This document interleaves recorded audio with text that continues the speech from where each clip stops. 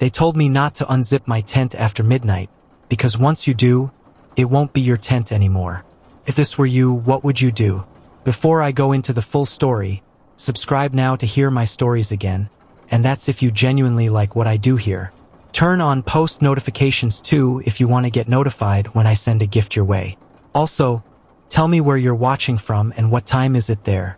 Now turn on the fan to have that soothing background hum while you listen. Story 1. They say the forest swallows things whole. Not just animals, but objects, memories, even people. I laughed when I first heard that, but that was before I watched my tent disappear into thin air while I was still inside it. It started as a harmless camping trip with a couple of friends. We had driven 4 hours out of the city just to escape the noise and breathe in pine-scented air. By nightfall, the group split up. 2 of them wanted to fish at the lake, 1 wanted to stargaze, and I just wanted to rest.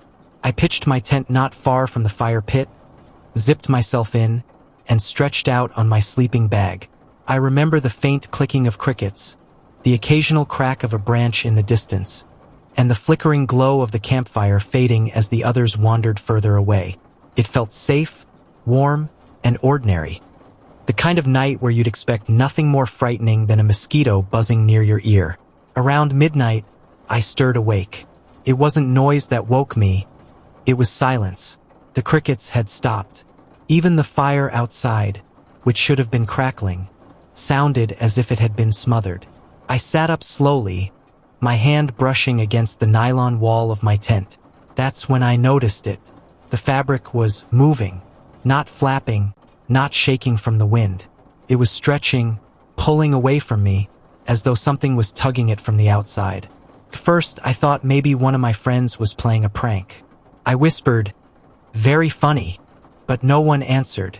Then I realized if they were pulling the tent, I should have heard footsteps, laughter, or at least the scuff of shoes against dirt.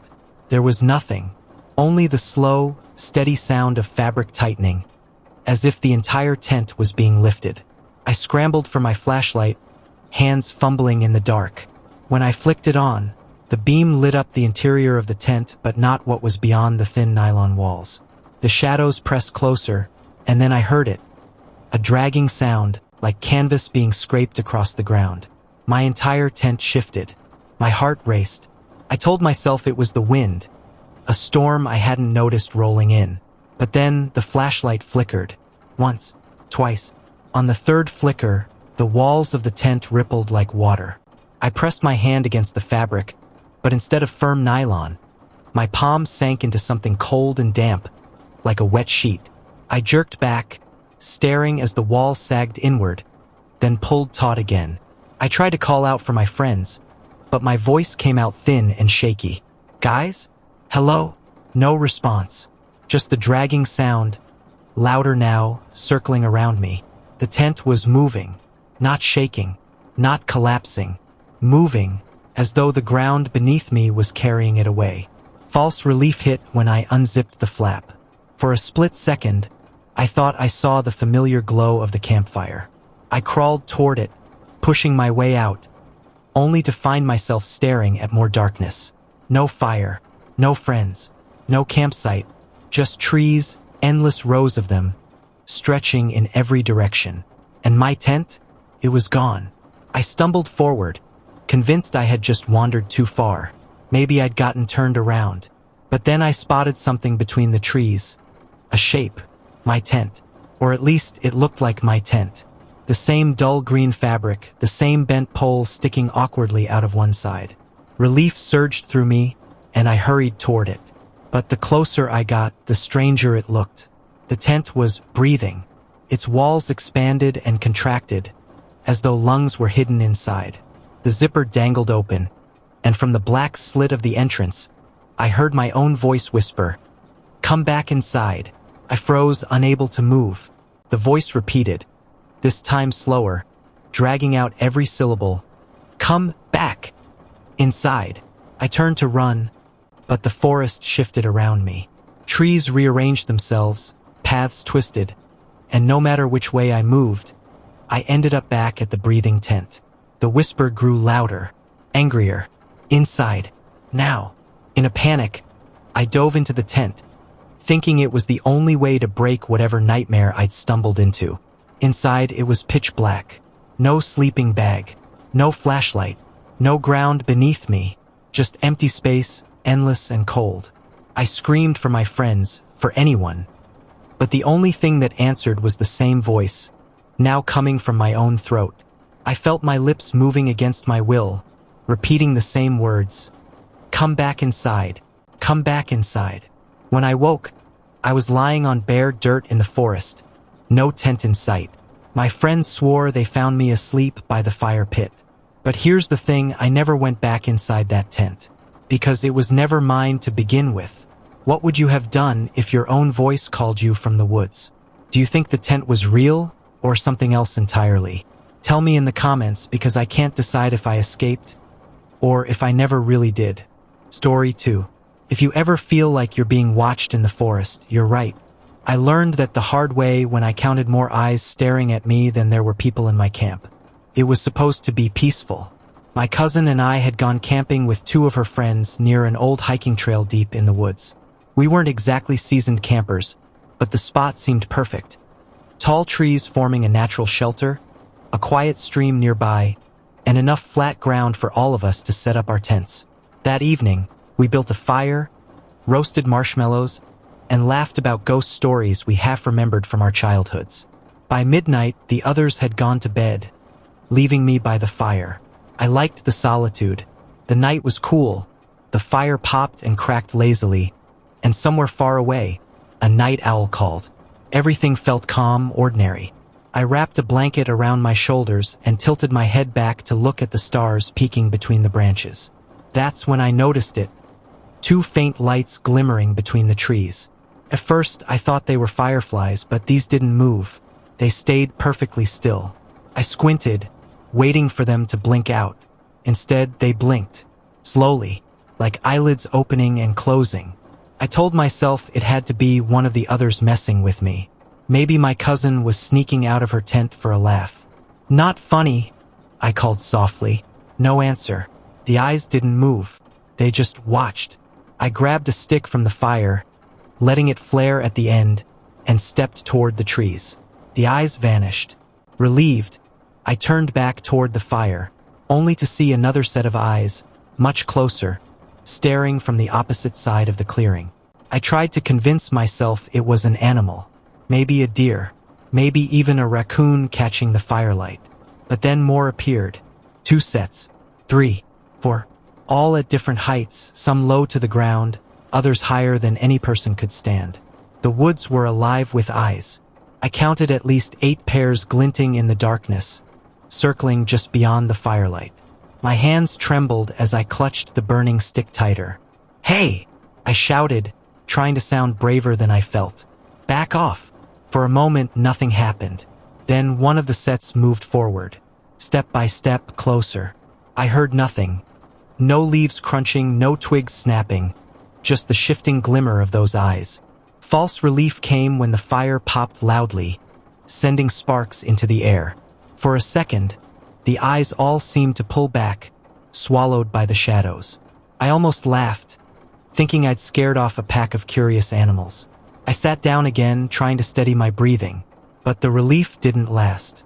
When I looked back up, the eyes were there again. This time, they were all around me. The fire's glow barely reached the circle they made. Every direction I turned, eyes, staring, waiting. I backed toward my tent, thinking I could wake my cousin and the others. But when I glanced over my shoulder, my stomach dropped. My tent was gone. So were the others. The entire campsite had vanished, leaving me standing by a fire that now looked too small, too fragile to protect me. The eyes began to move in unison, closer, step by step. I tried to shout, but my voice caught in my throat. I lifted the burning stick high, as if that could scare them away. That's when one of them stepped fully into the firelight. It wasn't an animal. It wasn't human either. Its body seemed to shimmer, like it was made of smoke trying to hold a shape. The eyes glowed brighter than the flames, locking onto mine. And when it opened its mouth, I didn't hear a growl. I heard my own voice whisper, "We see you." The fire sputtered, as if a gust of wind had swept through, but the air was still. One by one, the eyes blinked out except for two. The ones right in front of me. I don't remember dropping the stick, but I must have, because suddenly I was in total darkness. When I woke up, I was inside my tent again, the fire long dead outside. My cousin was snoring softly, the others breathing steady in their tents. No one had seen anything. No one had heard me scream. But when I unzipped my tent at dawn, I saw it. Footprints. Dozens of them. Some small, some impossibly large, all circling the fire pit in a perfect ring. And in the dirt, scratched deep enough to scar the earth, was a single word: watched. Do you believe there are things in the woods that only appear when the fire burns low? If you had seen all those eyes staring back at you, would you have stayed or run? Let me know in the comments, because sometimes I think they're still out there, waiting for me to go camping again.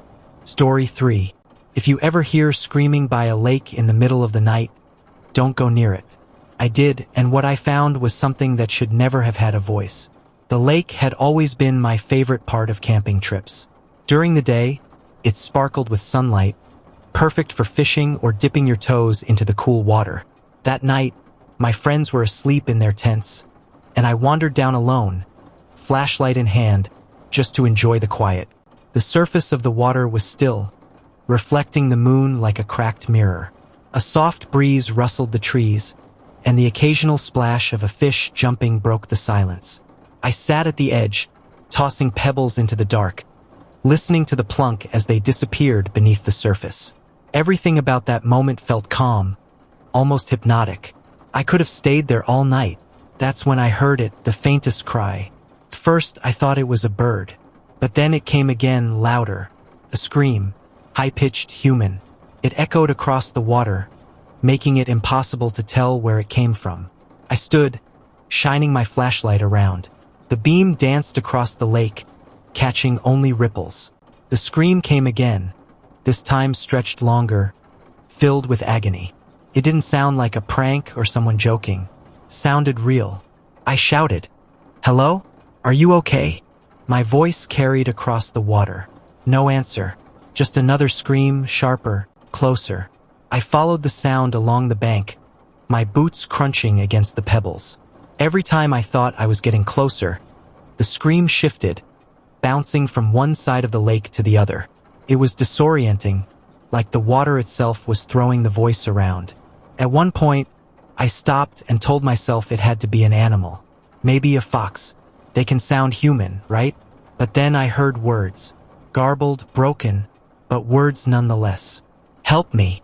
The hairs on my neck prickled. I shone the flashlight across the surface and caught sight of something floating. First, I thought it was driftwood. Then it moved. A pale face broke through the water, mouth wide open, screaming. My chest tightened. I stumbled back, tripping on the rocks. When I looked again, the face was gone. The water rippled once, then stilled. False relief washed over me when the cries stopped altogether. I stood there for a full minute, flashlight shaking in my hand, convincing myself I had imagined it all. I turned to head back toward camp. Then the screaming started again, this time right behind me. I spun around, but there was no one. The flashlight beam quivered across the empty bank. Then I looked down. The scream was coming from the water, directly at my feet.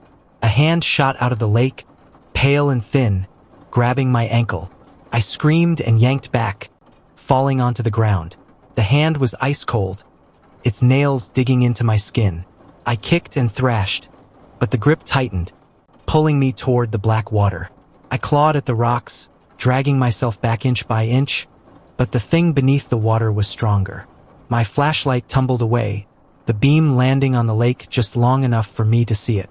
A face, inches below the surface. Its eyes were open wide, unblinking, and its mouth stretched impossibly far as it screamed, bubbles bursting against the surface. It wasn't drowning. It wasn't gasping. It was calling me down. With one last desperate kick, I broke free, scrambling back up the bank until I collapsed in the dirt. The screaming stopped instantly. The water was calm again, moonlight glimmering as though nothing had happened. I sat there, shaking, staring at the lake for what felt like hours. Eventually, I stumbled back to camp. My friends were still asleep, snoring softly, unaware of the nightmare just a few yards away.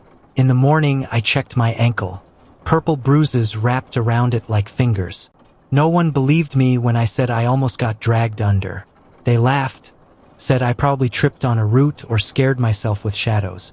But when we packed up to leave, I couldn't help glancing back at the water. For just a second, I saw it again. A pale face just beneath the surface, mouth wide open, silent this time, watching me leave. If you had heard those screams, would you have gone closer or run back to camp? Do you think it was a ghost or something else living in the lake? Let me know in the comments, because sometimes I still hear it in my dreams, calling my name. Story 4. We thought he just wandered off in the night. But the truth is, one of our campers vanished while we were all staring right at him. It was a group trip, 7 of us, all college friends trying to squeeze in one last summer adventure before life pulled us in different directions. We set up our tents in a wide clearing, close enough to the trail but far enough that the only light we had was from the campfire and the moon. That first evening was perfect. We cooked hot dogs, told jokes, and passed around a guitar. The fire snapped lazily, and someone strung up fairy lights they had brought, giving the place a cozy glow. We were laughing so much my stomach hurt. Felt safe, easy, unforgettable. By the time midnight hit, only 4 of us were still awake. One of them, Evan, was telling a story about a haunted cabin when it happened. I noticed it first. As Evan spoke, his voice trailed off, not because he forgot his words, but because his face had gone pale. He was staring across the fire at one of the others, Dylan. At first, I didn't understand why. Dylan was sitting there like the rest of us, poking at the fire with a stick. But then I realized something strange. The flames didn't reflect in his eyes. Everyone else's did, flickering orange and gold. Dylan's eyes looked flat, dark. Evan stammered, "Dude, are you okay?" Dylan didn't answer. He just kept poking the fire over and over, as if he hadn't heard. We all started watching him. His movements grew slower, mechanical. He stabbed the stick into the fire, pulled it out, dropped it, then reached down for another one without looking. His breathing was off, shallow, like he was forcing it. I leaned forward. "Dylan? You good?" No response. He just lifted his head slightly, his lips parting like he was about to speak, but no sound came out. His mouth opened wider than it should have, stretching too far, until it looked painful. Then, just as suddenly, he shut it and smiled. A nervous laugh escaped one of the others. "Okay, stop being creepy." That's when it happened. Dylan blinked and vanished. There was no noise, no smoke, no scream. One moment he was sitting there, firelight bouncing off his face, and the next, there was nothing but the empty log where he had been. We all jumped up, shouting his name, spinning in circles with our flashlights. The forest was silent. The stick he'd been holding clattered to the ground. But Dylan was gone. Panic set in. We tore through the woods calling his name, our lights cutting wild beams into the darkness. But the more we searched, the stranger it got. Every direction looked the same, like the forest was folding in on itself. And no matter how far we went, we always ended up back at the fire. Finally, one of us screamed. We whipped around, and there he was, Dylan, standing at the edge of the trees. His eyes caught the firelight now, but it wasn't right. They glowed too brightly, almost white, like light bulbs. He lifted his hand slowly and waved. Not a normal wave. It was stiff, jerky, like a puppet on strings. We all froze, staring. Then he stepped back and vanished again. This time we heard it. A laugh. But it wasn't Dylan's laugh. It came from all around us, deep, distorted, like the forest itself was mocking us. We didn't sleep that night. By dawn, we searched every inch of the clearing and beyond. No footprints, no broken branches, nothing. Dylan's tent was zipped up neatly, his sleeping bag untouched. It was like he had never been there at all. When we hiked back to civilization, we went straight to the ranger station. They sent out a search team, dogs, helicopters, the works. They never found him. Not a shred of clothing. Not a single sign. But here's the part one can't shake. A week later, one of the others sent me a picture. It was from her phone, taken that night, just before Dylan vanished. In the photo, he's sitting by the fire, smiling at the camera. And behind him, in the shadows, there's another figure. Tall, featureless, leaning close, as if whispering in his ear. Would you have believed your eyes if someone vanished right in front of you?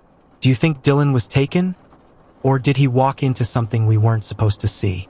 Tell me in the comments, because I still wonder if he's out there, waiting for us to go back. Story 5.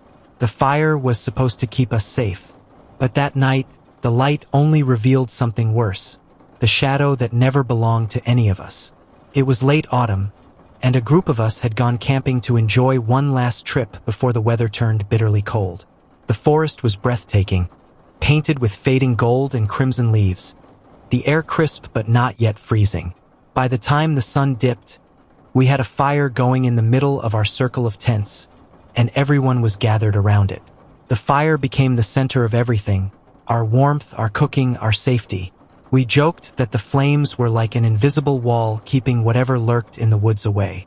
We passed around stories, laughed at dumb jokes, and leaned back in camp chairs with mugs of hot chocolate.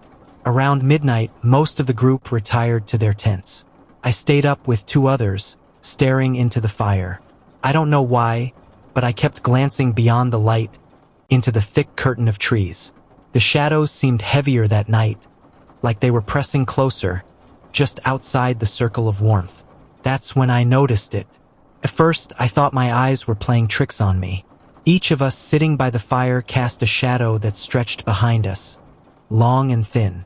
But there was another one, a 4th shadow. It stood on the ground beside me, reaching toward the trees. The problem was, there were only 3 of us. I rubbed my eyes, blinked hard, and looked again. The shadow was still there, tall, too tall, its head brushing up against the lower branches. I glanced left and right at my friends. They were laughing, unaware, sipping from their mugs. They had no idea. I whispered, "Do you see that?" But before I could even point it out, the shadow shifted. It moved closer to the fire. I stiffened, staring as the 4th shadow slid forward across the ground, as if its owner had stepped closer. But there was nothing there. No body, no person. Just the shape, stretching unnaturally thin, the limbs too long, the head tilted at an odd angle. I tried to get my friends to notice, nudging one of them. She gave me a confused look, then turned back to the fire. "What are you freaking out about?" she asked. When I pointed, the shadow was gone. I almost convinced myself I'd imagined it, that the flickering flames had played tricks on me. But then I saw it again. This time, it wasn't on the ground. It was standing upright, just beyond the firelight, between 2 trees. A tall figure shifted ever so slightly.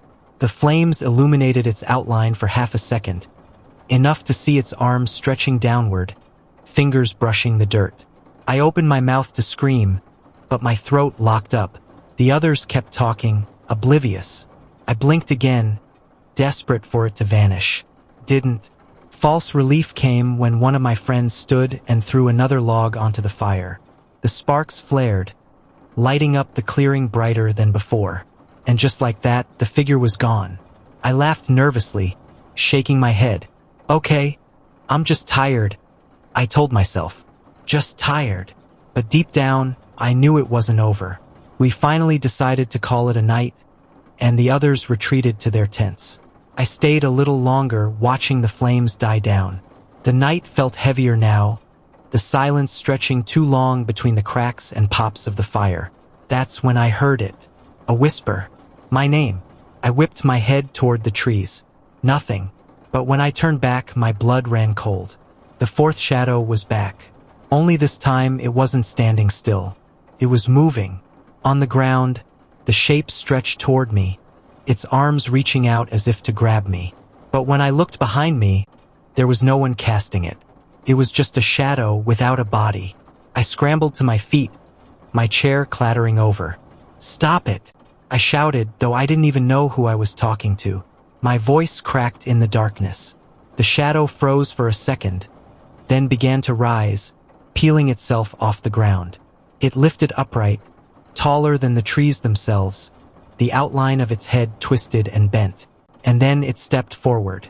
Out of the dark, the firelight barely touched it, but I saw enough to know it wasn't human.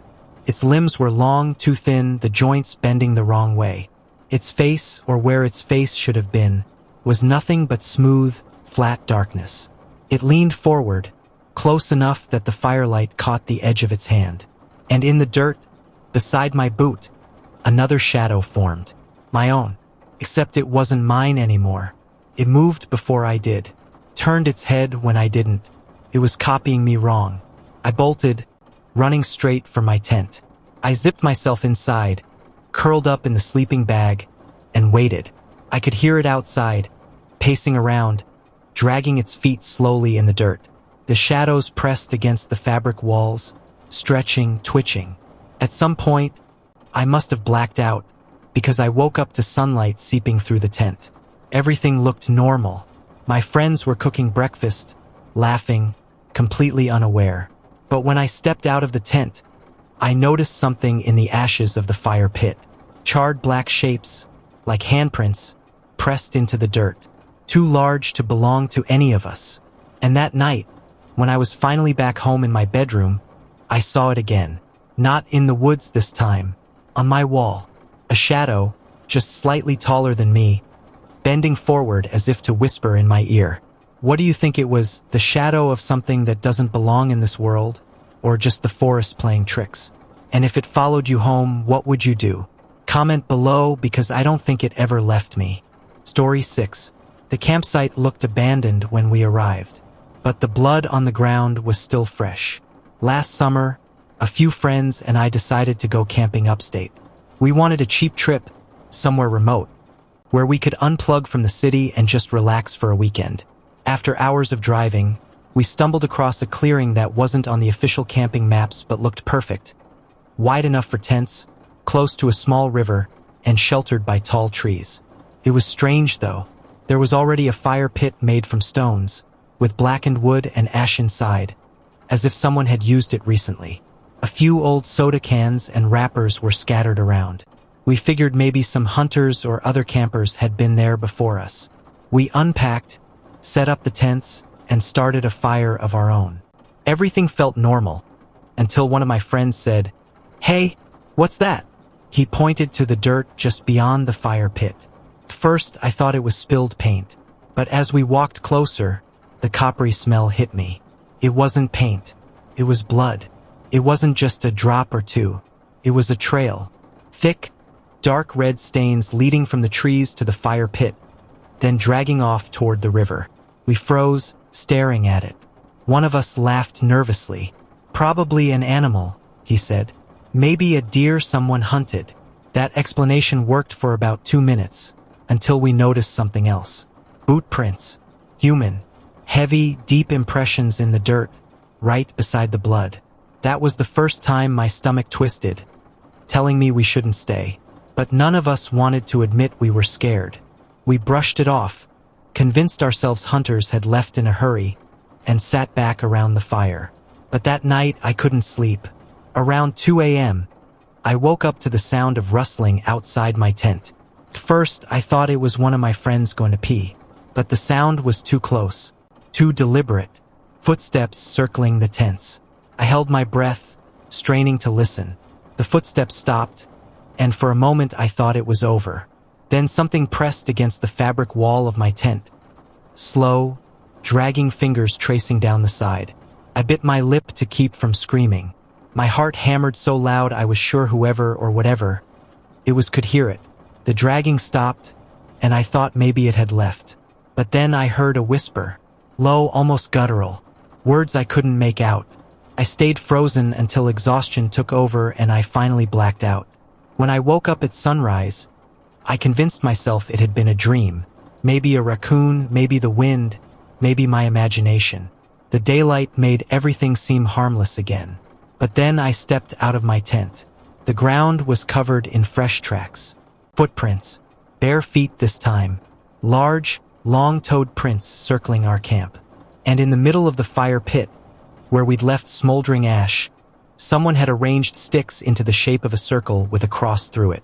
I didn't tell the others right away. They were still half asleep, groggy, and I didn't want to sound paranoid. But when I went down to the river to wash my face, I froze.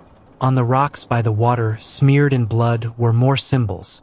Jagged, frantic lines that looked carved by a hand shaking with rage. That night, everything went wrong. We agreed to keep the fire burning bright, convinced it would scare off animals or whoever else was out there. But sometime after midnight, the flames sputtered low. The wood we'd gathered burned too fast, leaving us in dim light. That's when we heard it. Footsteps, not trying to be quiet this time, crunching leaves, snapping twigs, approaching from every direction. We grabbed flashlights, whipping the beams toward the trees. Nothing, but the sounds kept circling us, closing in. Then one of my friends screamed. He shone his flashlight on the ground near the river. A shape was standing there, tall, thin. The skin was pale, stretched tight over bones. Its eyes reflected the light, glowing unnaturally in the dark. And its mouth, its mouth was smeared red, as if it had been drinking. Crouched low like an animal ready to spring. Then it bolted, straight into the trees impossibly fast. We grabbed everything we could and ran. Didn't care about the tents, didn't care about the supplies. We just ran. We didn't stop until we reached the car, half a mile down the dirt road. Breathless, shaking, we piled in and sped off. When we finally reached a gas station hours later, we tried to explain what happened. The old man behind the counter just shook his head. "You camped by the river?" he asked. "That place hasn't been safe for years. People go missing out there. They find the blood but never the bodies." We demanded to know more, but he just muttered, "Some things in those woods ain't human anymore." To this day, I don't know what we saw. Person, a monster, something in between. All I know is, when I close my eyes, I can still hear the footsteps circling my tent. And sometimes, late at night, I swear I hear the whisper again. So, what do you think it was? A feral person, a cult, or something not of this world? And more importantly, if you found yourself camping and discovered blood at your campsite, would you leave right away or stay the night? Story 7. If you ever see a flashlight flickering in the woods at night, don't assume it's just another camper. That mistake nearly got me killed. It was late October, and a friend convinced me to join a weekend camping trip in the Appalachian Mountains. I don't usually camp, but he promised it would be simple.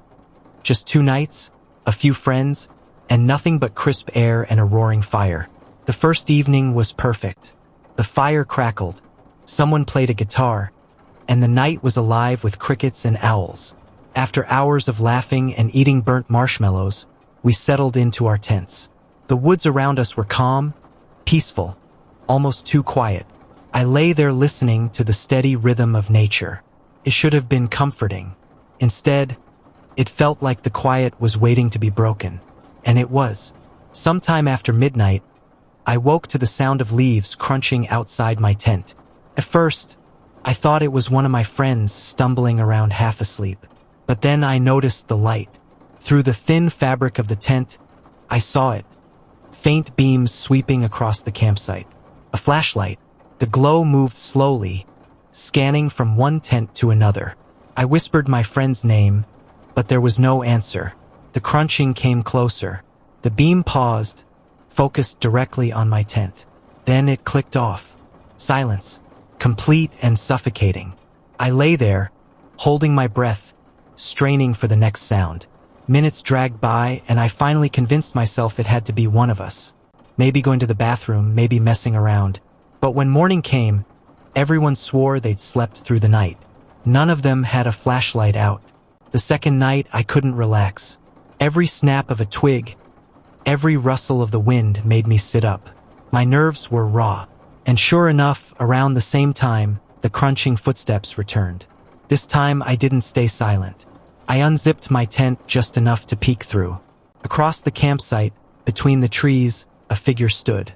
Tall, unmoving, holding a flashlight that flickered weakly. The beam wasn't aimed at the ground, it was pointed straight at our camp. Straight at me. I ducked back inside, shaking, heart pounding against my ribs. I wanted to scream, to wake everyone up, but I couldn't make a sound. I waited for hours, staring at the glow seeping faintly through the canvas. At some point, exhaustion forced my eyes closed. When I woke, the sun was already rising, and the figure was gone. I thought maybe I'd imagined it. But when I stepped outside, I saw the footprints. Large, booted prints circling every single tent, pressed deep into the dirt. By the afternoon, we debated whether to cut the trip short. My friends brushed off my story as nerves, maybe a hunter passing by. I let them convince me. We agreed to stick it out one more night, but I couldn't shake the feeling that someone was watching us. Every time I looked toward the tree line, I expected to see that flickering beam again. When darkness fell, I barely spoke. I just sat there, staring into the shadows beyond the firelight. The others joked, laughed, sang, but I couldn't join in. Eventually, everyone drifted off to bed. The fire burned low, casting long, weak shadows. I sat awake, refusing to close my eyes. That's when the flashlight appeared again. This time it was closer. The beam cut through the darkness, moving slowly, deliberately, scanning the ground, the trees, the tents.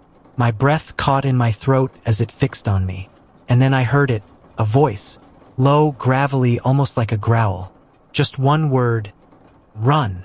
I bolted upright, stumbling out of my tent. My shout woke the others. They scrambled out, confused, until they saw the beam too. It wasn't one of us.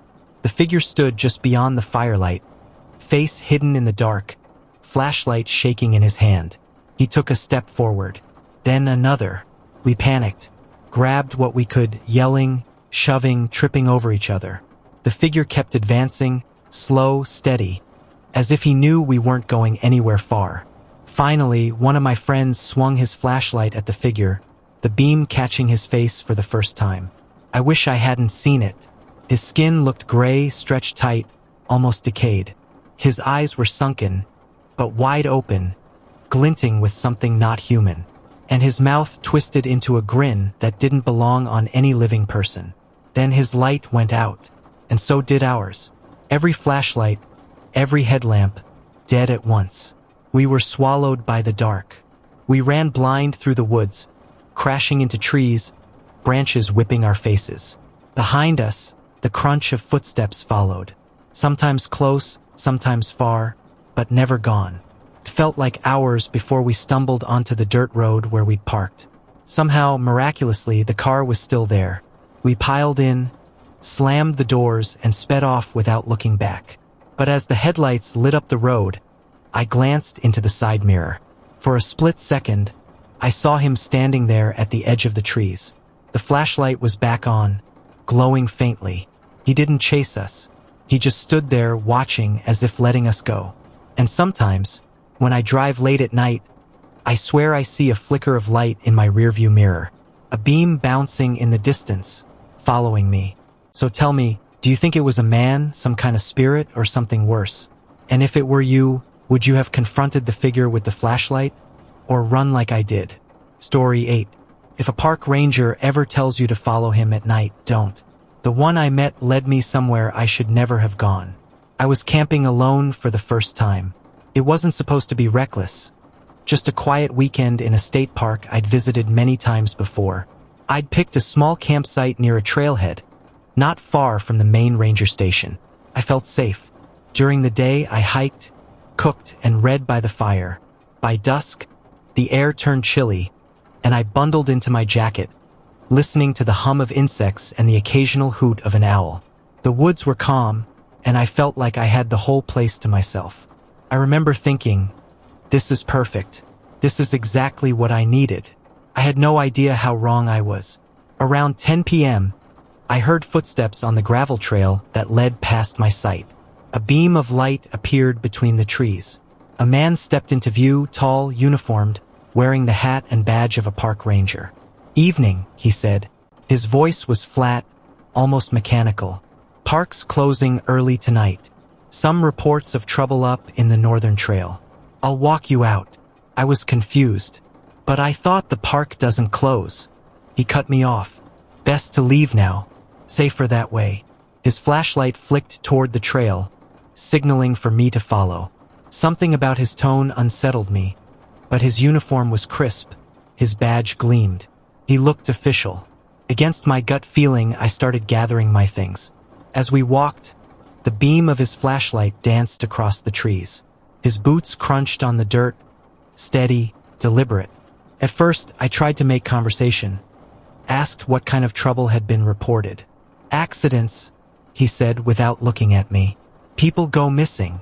The way he said it made my skin crawl. No explanation, no detail, just those words. After a while, I noticed something strange. We weren't heading toward the main parking lot. We were moving deeper into the woods, the trail narrowing, unfamiliar. I slowed down. "Hey, are you sure this is the right way?" He stopped, turned slowly, and shone the flashlight directly in my eyes. For a moment, his face was hidden in shadow, but his mouth curved into a smile too wide, stretched wrong. "This is the only way," he said. Panic flared in my chest. I considered turning back, but the forest behind us was pitch black. My car was somewhere that way, but what if he was telling the truth? What if there really was danger on the other trail? I tried to reason with myself. He had a uniform, a badge, a radio clipped to his belt. Surely he was real. Surely he was safe. But then his radio crackled. A voice came through, faint but clear. "All units, check in. Has anyone seen Ranger Collins tonight?" The man didn't answer. He just clicked the radio off and kept walking. My pulse thundered in my ears. I stopped, refusing to take another step. "I think I'll head back to my site. Thanks." He didn't turn around. Instead, he said, "You won't make it back." The flashlight beam flicked toward the trees. That's when I saw it. Shapes, figures, dozens of them standing just beyond the glow. Their outlines were barely visible, but I could make out faces. Blank, gray, all staring at me. I stumbled back, my breath hitching. The ranger finally turned to face me fully. His smile was gone. His eyes were hollow, black pits. "You're already one of them," he whispered, and the figures stepped closer. I ran. Branches slapped my arms. Roots caught my feet, but I didn't stop. I tore through the forest blindly, the sound of footsteps echoing behind me. Not one pair, many. Too many. By some miracle, I burst out onto the main gravel road. Headlights blinded me. A real ranger truck pulling up fast. The ranger inside jumped out, asking if I was okay. His uniform looked real, his face human, his flashlight steady. I looked behind me. The trail I'd come from was empty, silent. No false ranger, no figures in the dark. Just trees swaying in the night breeze. The real ranger listened to my story, his expression grim. When I described the fake ranger's face, he shook his head. "You're not the first to see him," he said quietly. "We've had reports for years. Always the same thing. Someone in uniform, leading campers where they shouldn't go. No one who followed ever came back."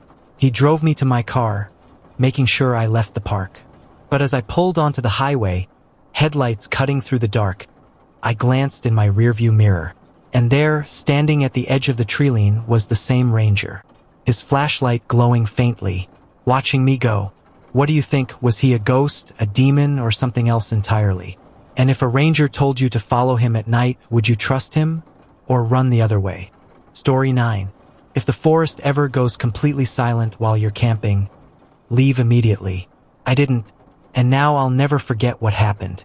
I grew up camping. My family used to take me to national parks every summer, so I thought I understood the woods. I knew the sounds. Crickets chirping, owls hooting, frogs croaking near the water.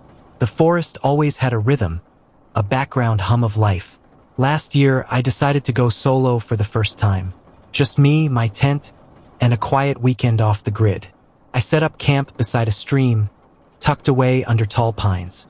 It was beautiful, the kind of place you see on postcards. The first night was peaceful. I sat by the fire, roasting hot dogs, listening to the forest around me. The chorus of insects was almost like a lullaby. By midnight, I was drifting off, wrapped in the comforting sounds of the wild. I woke up suddenly around 3 a.m. Not to a noise, but to the lack of one. The forest was silent. Completely, unnaturally silent. No crickets. No frogs. Not even the rustle of leaves. At first, I thought maybe I'd just woken during a lull. But as the minutes passed, the silence pressed in on me, thick and unnatural. My chest tightened. Then I heard it. A single knock. Slow, deliberate. Coming from deep in the trees. I sat up, straining to listen. Another knock followed. And then another, like something heavy hitting wood in a rhythm. 3 knocks. Pause. 3 knocks again. I grabbed my flashlight, unzipped the tent, and shone the beam into the trees. The light reached only a few feet before being swallowed by darkness. That's when I realized something else. The stream beside my camp, it had gone silent too. No trickle of water, no splash. Just nothing. The air felt charged, like the whole forest was holding its breath. Then the knocking changed. Faster now. Closer. It sounded like it was circling my camp. My flashlight flicked back and forth, but I saw nothing. Just trees, shadows, and emptiness. Desperate for comfort, I convinced myself it had to be woodpeckers. But deep down, I knew no bird knocked like that. The rhythm grew louder, closer, until it sounded like it was right behind my tent. I bolted inside, zipped the flap shut, and curled up in my sleeping bag.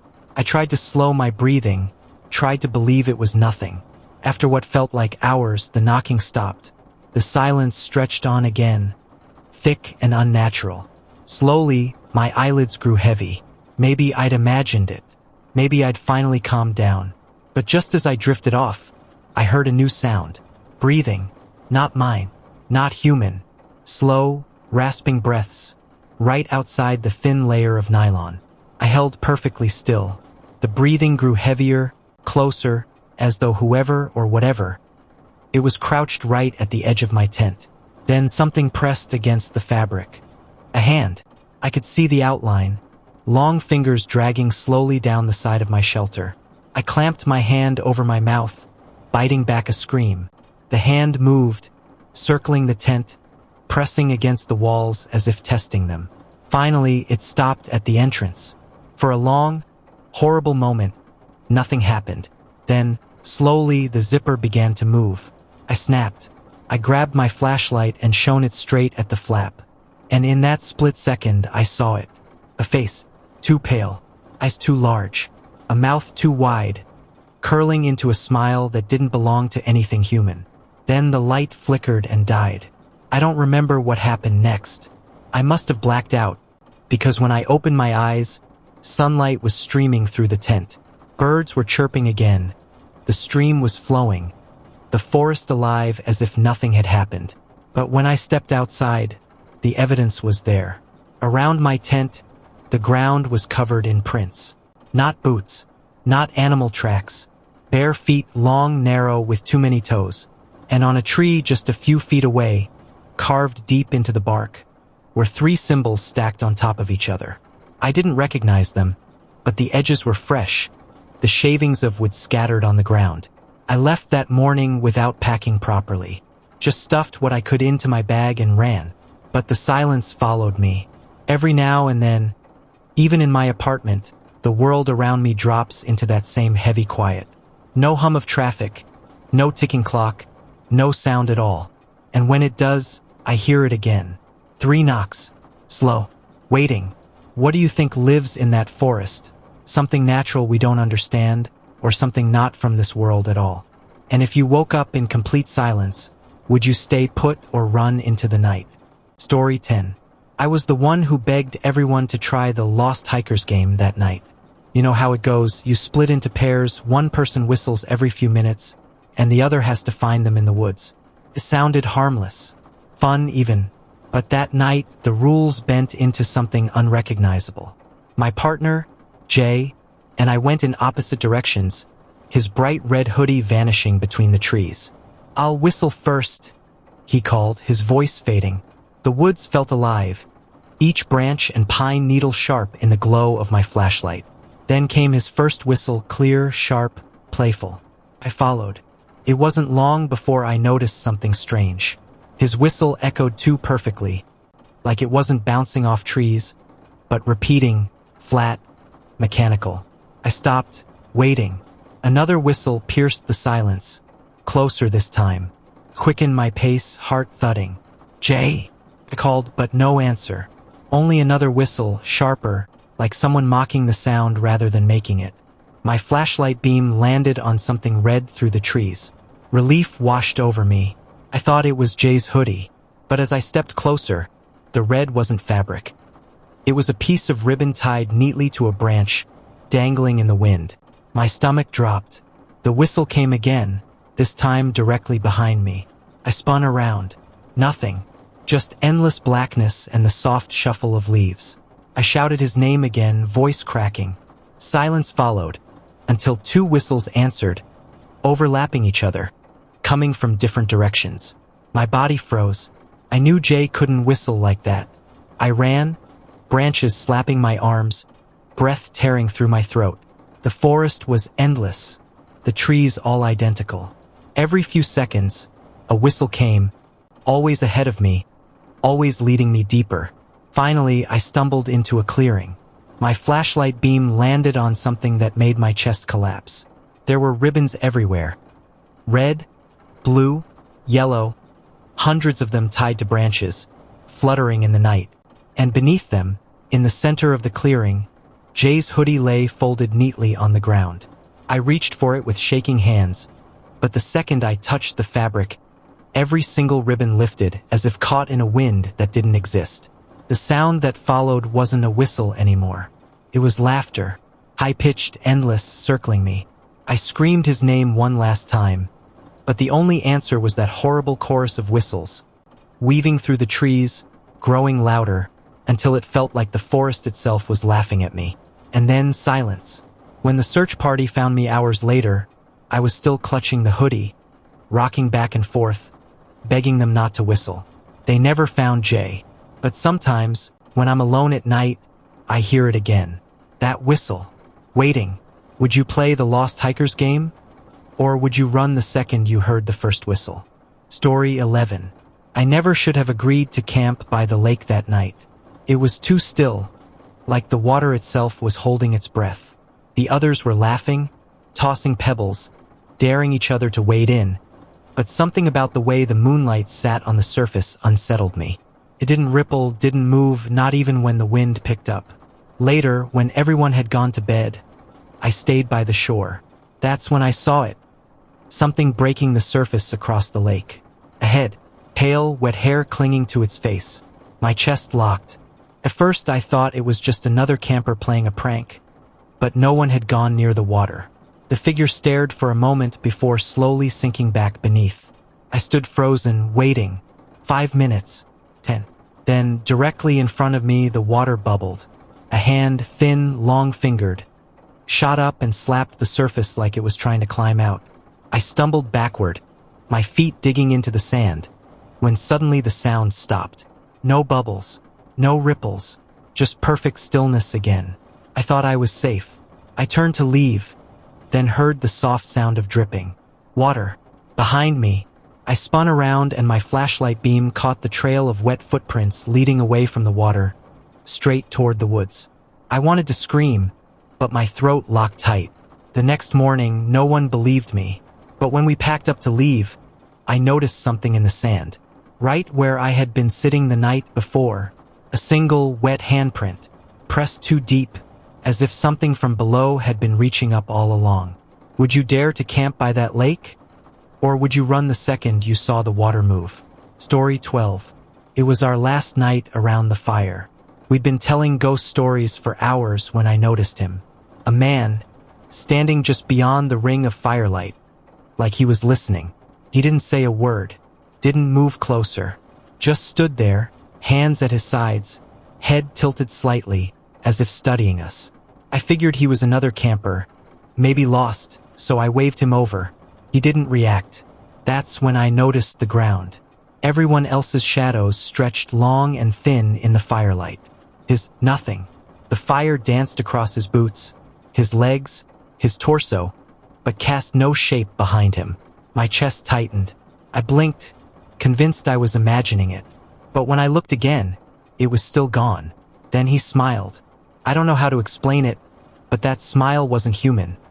It was too wide, too knowing, as if he understood what I had just realized. He lifted one hand and waved slowly, mockingly.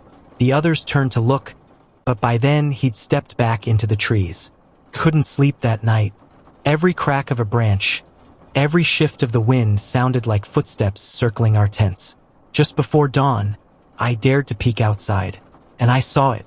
A man's boot prints in the dirt, leading straight to my tent. But there was only one set, no return trail, as if he had walked right up to me and vanished into the ground. Sometimes, even now, I check for shadows when people walk past me at night, because I know one day I'll see him again, and when I do, he'll be standing too close. Would you ignore the man at the fire, or would you run the second you noticed his missing shadow?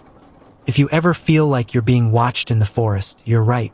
I learned that the hard way when I counted more eyes staring at me than there were people in my camp. It was supposed to be peaceful.